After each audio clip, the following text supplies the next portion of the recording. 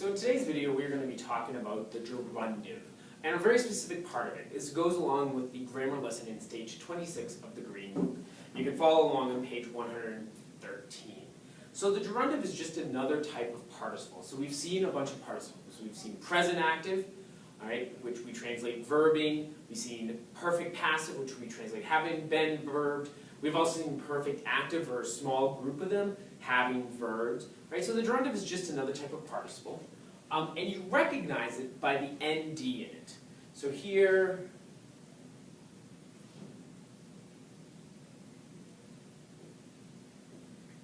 so this nd is how we recognize the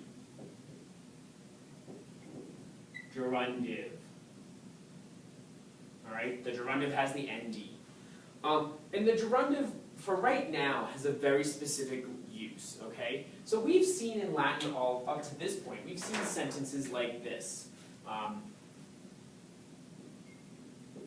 Necesse est, nobis currere. So it is necessary for us to run. We've seen these types of sentences. Necesse est is one of those verbs, verb pairs that needs to have an infinitive with it. And so we have this infinitive sentence. Well, the gerundive is another way to show that something must happen.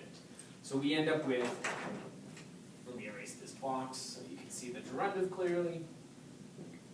Querendum est nobis. Right? Same idea, but we just got rid of the necesse est. But now the question is, well, how do you translate this? Because running is for us, not quite. So you will translate this as, we must run. So whenever you see this ndum with an s after it, just think, oh, that has to be translated as must. So whatever this stem is, we must do that stem. All right? Another thing here, let's compare it this way. Necesse est, ei,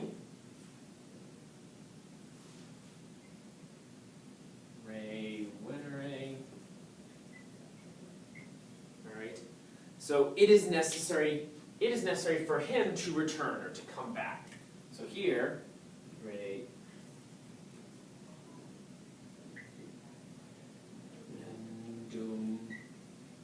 est ei. Alright? So again, he must return. Alright? So this ndum plus the s makes that a must. And so that's all we need to know about the gerundive for now. You need to be able to identify it by the nd, and know that it's a gerundive, and know that when you see the ndum plus an est or an erat, one of those forms, that it translates as must. All right? So that's all we have for today. If you have questions, feel free to ask them down below, and thanks for watching.